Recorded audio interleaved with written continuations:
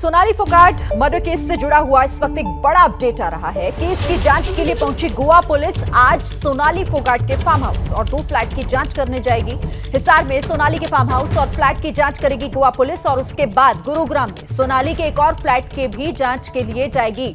तो ये बड़ा अपडेट है। जिस तरह से गोवा पुलिस इस वक्त हरियाणा में है और अब जांच वहां पर की जा रही है, तो फार्म हाउस से लेकर सोनाली फोगाट के गुड़गांव स्थित फ्लैट तक की जांच करने की तैयारी यहां पर गोवा पुलिस की तरफ से पूरी है।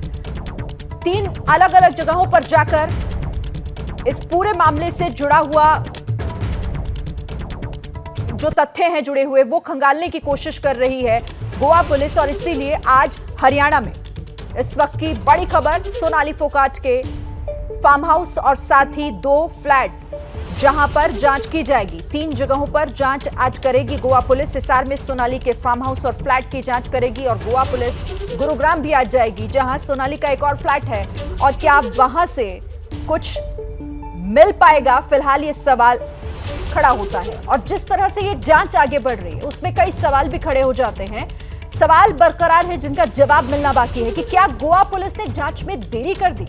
क्या हरियाणा में सबूत अब तक मिटा दिए नहीं गए होंगे जितना वक्त गोवा पुलिस ने हरियाणा आने में लगा दिया? गोवा में मर्डर, हरियाणा पुलिस जांच में आखिर क्यों?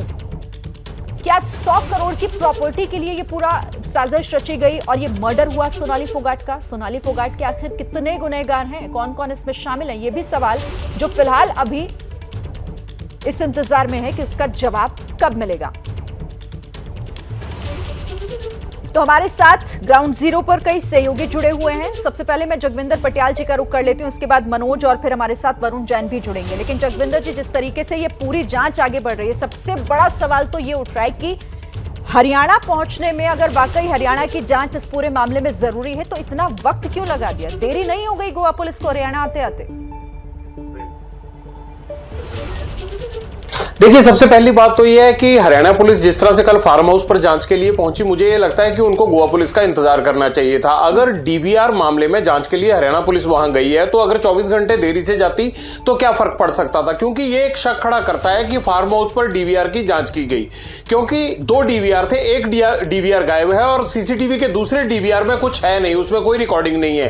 तो बड़ा सवाल ये उठता है कि क्या वो डीवीआर चोरी के लहजे से ज्यादा इंपॉर्टेंट है या फिर वो जो मर्डर हुआ है गोवा में उसके लिहाज से ज्यादा इंपॉर्टेंट है? मेरा ख्याल मर्डर के लिहाज से कोई एविडेंस मिल सकता था तो उनको गोवा पुलिस का इंतजार करना चाहिए था। दूसरी बात यह है कि गोवा पुलिस के लिए 3 टास्क हैं आज। वो संतनगर हिसार में जो घर है सोनाली का, उस पे जाएगी, क्योंकि सोनाली वहां पर रहती थी, ग्राउंड फ्लोर पर उनका ऑफिस था और बाकी के कमरे जो हैं वो पर्सनल यूज के उन्होंने रखे हुए थे।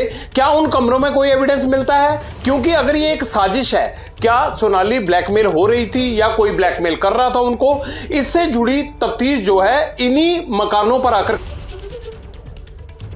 जी। तो जगविंदर जी, जिस तरीके से ये सवाल उठा रहे हैं और ये बहुत वाजिब सवाल है कि आखिर, ठीक है जगविंदर जी, आपका नेटवर्क इशू शायद था, बात पूरी कर लीजिए अपनी। मैं ये कह रहा था कि अगर हत्या या हत्या की साजिश के तार काफी टाइम पहले से बुने जा रहे थे तो उसके बारे में ये जो गुड़गांव का फ्लैट है या संतनगर हिसार का जो इनका मकान है उसकी पड़ताल के दौरान वहां से कुछ ना कुछ एविडेंस मिलेंगे जरूर। मुझे ये लगता है कि गोवा में तो सिर्फ ड्रग्स के नेक्सस का पता लगा है, लेकिन साजिश का असली नेक्सस अगर है तो बेनकाब होगा वो हिसार और गुड़गांव के फ्लैट से। जहां तक फार्म हाउस का मसला है तो उसमें डीवीआर से क्या पता लगाना था पुलिस को कि आखिरकार कौन कौन आता जाता था, किसका क्या इंफ्लुएंस था या कोई ऐसा सुराग है या नहीं।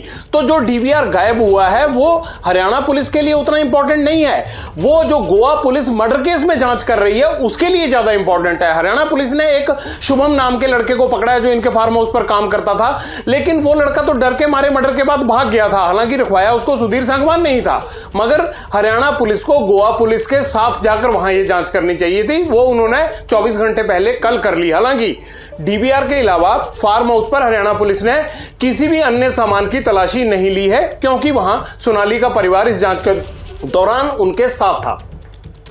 ठीक है, और इसीलिए ये सवाल बहुत वाजिब हो जाता है जो आप उठा रहे हैं जगविंदर जी कि आखिर क्यों नहीं इंतजार कर पाई हरियाणा पुलिस, पहले वहां पर क्यों गई? ये तमाम सवाल हैं। लेकिन जैसा आपने कहा कि ये गोवा का पुलिस का यहां आना, क्योंकि यहां पर वो तथ्य जुटाए जा सकते हैं जो इस पूरे मामले को कहीं ना कहीं खोलकर रख सकते हैं। वजह जो अभी तक तलाशी जा रही है वो साफ हो सकती है। आप जगविंदर जी रहिएगा, मनोज वर्मा का एक बार मैं रुक कर लेती हूं। मनोज, क्योंकि यहां पर अब पुलिस पहुंच इसलिए रही है ताकि कोई ऐसा सबूत, कोई ऐसा तथ्य हाथ लगे ताकि जांच आगे बढ़े। क्या इंफॉर्मेशन वहां से आपको मिल रही है? जी बिल्कुल, देखिए आपको बताना चाहूँगा कि गोवा पुलिस हिसार पहुंच चुकी है। सबसे पहले जो सोनाली फोगाट के परिवार के लोग हैं उनके बयान वहां पर दर्ज किए जाएंगे। उसके बाद जो गोवा पुलिस की टीम है वो सोनाली फोगाट के फार्म हाउस पर पहुंचेगी, उसके घर पर पहुंचेगी, वहां पर अपनी छानबीन को करेगी। और जो हमारे सूत्र जानकारी दे रहे हैं उसके बाद जो गोवा पुलिस की टीम है वो सुधीर सांगवान के घर रोहतक जाएगी और उसके बारे में भी वहाँ पर पता लगाने की कोशिश करेगी। और उसके बाद जो पुलिस की टीम है वो यहाँ गुरुग्राम में पहुँचेगी, क्योंकि आखिरी बार गुरुग्राम के जो गुड़गांव ग्रीन्स की ये सोसाइटी है, इसका टावर नंबर 4 का जो फ्लैट नंबर 901 है, उसी से आखिरी बार सोनाली फोगाट सुधीर सांगवान के साथ निकली थी। उन्होंने अपनी गाड़ी को यहीं पर जो पार्किंग है सोसाइटी की उसमें पार्क कर दिया था और वो टैक्सी के जरिए एयरपोर्ट पहुंची और उसके बाद वो वहां से गोवा निकल गई। तो आखिरी बार वो यहाँ पर रुकी थी। तो सबसे महत्वपूर्ण हो जाता है ये फ्लैट भी, क्योंकि आखिरी बार जो मौजूदगी थी सोनाली फोगाट की वो गुरुग्राम के इस फ्लैट के अंदर थी। तो यहाँ से भी हो सकता है कि गोवा पुलिस को कुछ सबूत यहाँ से मिल जाएं। सीसीटीवी फुटेज को भी, यहाँ सोसाइटी की जो फुटेज है उसको भी गोवा पुलिस खंगालेगी। इसके अलावा सोसाइटी के लोगों से पूछताछ करेगी और फ्लैट के अंदर की भी तलाशी लेगी, क्योंकि हो सकता है कि वहाँ से पुलिस को कुछ सबूत इकट्ठे हो जाएं। तो अभी ये साफ नहीं है कि गोवा पुलिस जो है आज शाम तक यहाँ पर पहुँचेगी या फिर सुबह पहुँचेगी, क्योंकि अपनी इन्वेस्टिगेशन अभी वो हिसार में कर रही है। हिसार के बाद गोवा पुलिस को रोहतक जाना है और रोहतक के बाद जो पुलिस की टीम है वो गुड़गांव में आएगी। तो हमें इंतजार करना होगा कि आखिरकार गोवा पुलिस की टीम यहाँ गुरुग्राम में कब पहुँचेगी। जी ठीक है, क्योंकि गुरुग्राम में जैसा आप बता रहे हैं कि यहीं से गोवा के लिए निकली थी, तो यहाँ पर भी जब आएगी पुलिस तो जाहिर तौर पर कुछ ऐसा हाथ लगे, कोशिश यही की जाएगी। मैं जगविंदर जी का एक बार फिर से रुक कर लेती हूँ। जगविंदर जी, क्योंकि ये बहुत ही सवाल ऐसा महत्वपूर्ण है कि इसका जवाब अगर मिल जाए तो बहुत चीजें साफ हो जाएंगी कि गोवा में मर्डर, गोवा पुलिस को यहाँ आना था, लेकिन आने से पहले ही हरियाणा पुलिस पहुंच जाती है उस फार्म हाउस में और वहां अपनी तफ्तीश शुरू कर देती है। उनकी तरफ से क्या कोई जवाब दिया गया हरियाणा पुलिस की तरफ से कि आखिर इतनी जल्दबाजी उन्होंने क्यों नहीं दिखाई, और या फिर वो तो इससे पहले भी हो सकता था अगर उन्हें जाना था तो? हरियाणा पुलिस का यह कहना है कि जो डीवीआर चोरी हुआ है उसकी एफआईआर हिसार में दर्ज हुई थी और उसकी तस्दीक के लिए केवल डीवीआर जहां रखा जाता था और सीसीटीवी से जुड़ी फार्म हाउस पर जांच करने के लिए केवल एक उनकी टीम गई थी। हालांकि हैरानी इस बात की होती है कि जब गोवा पुलिस आ ही रही थी तो उसके साथ भी जा सकती थी हरियाणा पुलिस, या उसके बाद भी जा सकती थी, क्योंकि डीवीआर की रिकवरी से ज्यादा फर्क हरियाणा पुलिस को नहीं पड़ता है।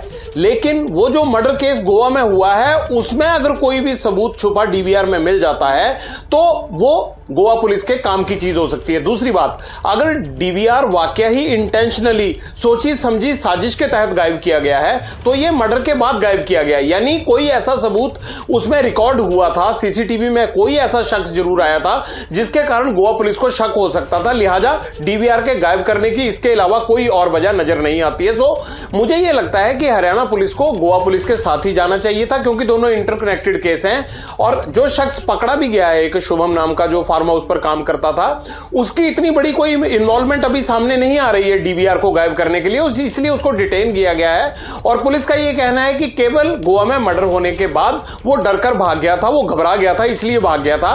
लेकिन फिर भी पुलिस उससे इस एंगल से भी जांच कर रही है कि क्या कभी सुधीर सांगवान ने उसको कोई टास्क सौंपा था या उसे कोई ऐसा काम दिया था जो सोनाली फोगाट को पता ना हो। इन तमाम चीजों पर तस्दीक हरियाणा पुलिस कर रही है।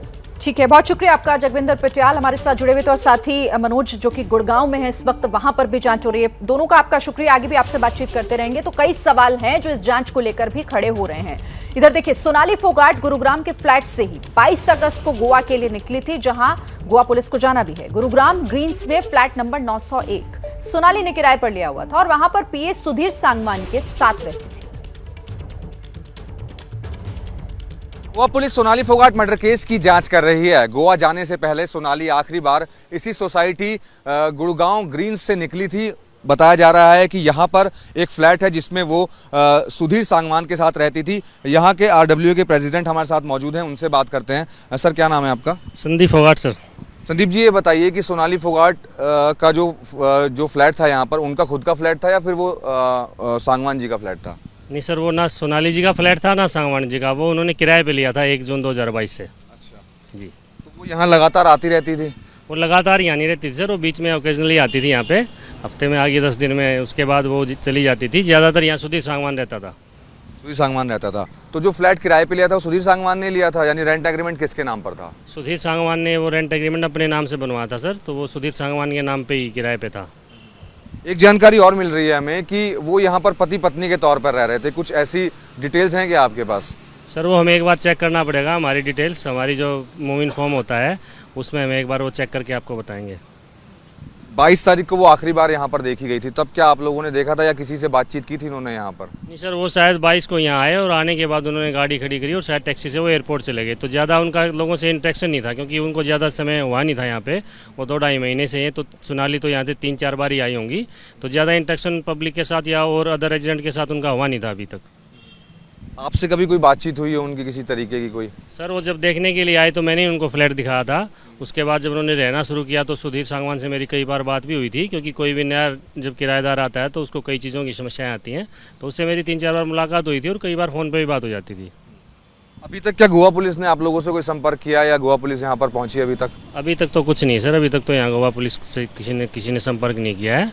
अगर वो संपर्क करते हैं तो जो भी जानकारी यहाँ होगी हम उन्हें प्रोवाइड कराई जाएगी। आखिरी बार सोनाली फोगाट यहीं इसी सोसाइटी से निकली थी। उनका बताया जा रहा है कि जो फ्लैट है वो किराए पर लिया हुआ है और वो सुधीर सांगवान के नाम पर किराए पर लिया गया है। गोवा पुलिस जो है वो हिसार पहुंच चुकी है और हिसार से गोवा पुलिस ने अपनी इन्वेस्टिगेशन को शुरू कर दिया है। जो जानकारी मिल रही है उसके मुताबिक गोवा पुलिस गुरुग्राम भी पहुंचेगी और उस फ्लैट की तलाशी भी लेगी जिस फ्लैट से सोनाली फोगाट सुधीर सांगवान के साथ आखिरी बार निकली थी। इतना ही नहीं, जो आसपास के लोग हैं उनसे भी यहां पर पूछताछ की जाएगी, क्योंकि जिस दिन सोनाली फोगाट यहां से निकली हैं अपनी गाड़ी खड़ी की और टैक्सी से वो सुधीर सांगवान के साथ गोवा पहुंची हैं। कैमरामैन राजेंद्र सिंह के साथ मनोज वर्मा, एबीपी न्यूज, गुरुग्राम। और सोनाली फोगाट की बेटी यशोधरा अभी तक की जांच से संतुष्ट नहीं है। यशोधरा ने इस मामले को लेकर सीबीआई जांच की मांग की है। सोनाली फोगाट की बेटी यशोधरा एबीपी न्यूज के साथ मौजूद हैं, उन्हीं से बात करते हैं। यशोधरा, आपकी मम्मी से बात होती थी, आखिरी बार कब क्या बात हो पाई? मेरी मम्मा से बात वीकेंड्स पे होती थी और लास्ट टाइम मेरी बात मम्मा से 21 को हुई थी।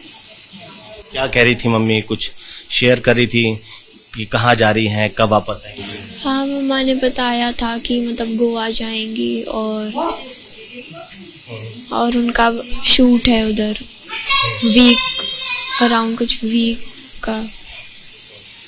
फिर आपको कब, कैसे इस पूरे इंसिडेंट की जानकारी फिर कैसे परिवार से मिली? Next question. ये एक चीज जानना चाहूंगा, क्योंकि आप बेटी हैं, माँ के बेहद करीब रहती होंगी, कुछ डरी रहती थी मम्मी? हम कभी कुछ जिक्र किया, किस तरीके से डरी होती थी? मेरे आगे मेरी मम्मा पहली बात तो डरती नहीं थी किसी से, और मेरे आगे तो मैंने कभी ऐसे देखा नहीं कि डरी हुई है, लेकिन तबीयत थोड़ी खराब रहने लगी थी। किस तरीके से, मतलब क्या मेंटली प्रेशर में रहती थी? जिस तरीके से जो सुधीर सांगवान है, कभी बोला हो कि हाँ उनसे डर लगता है या कुछ किसी तरह? बस ऐसा लगता था कि टेंशन में है बहुत ज़्यादा। मुझे लगता था विधानसभा के उसके टेंशन की वजह से होती होगी। आपको लगता है कि जानबूझकर बहुत कॉन्स्पिरेसी के तहत कर आपकी मम्मी को छीन लिया आपसे? अब ये क्वेश्चन है, दूसरा आगे कर लो, ये क्या चाहती हैं वो कुछ। अच्छा, आपसे जानना चाहूंगा, अब गोवा पुलिस इन्वेस्टिगेशन कर ही रही हैं, कुछ लोगों को उन्होंने अरेस्ट भी किया है, आप सेटिस्फाइड हैं? आप क्या चाहती हैं सरकार से, गवर्नमेंट से? अरेस्ट तो कर लिया, लेकिन वो कुछ बता तो नहीं रहे, तो पुलिस कर क्या रही है? जैसे ही घड़ी का काटा दोपहर 2:30 पे आए, बबीता जी का दिल सास बहू साजिश के लिए मचल जाए। और ये है इनकी बहू, पूरे दिन ऑफिस की टेंशन हो जाए गॉन जब ये करें अपना फेवरेट शो फ्री टाइम पे ऑन। इनकी तरह आप भी देखें अपना फेवरेट शो अपने टाइम पर और डाउनलोड कीजिए एबीपी लाइव ऐप अपने स्मार्ट टीवी पर।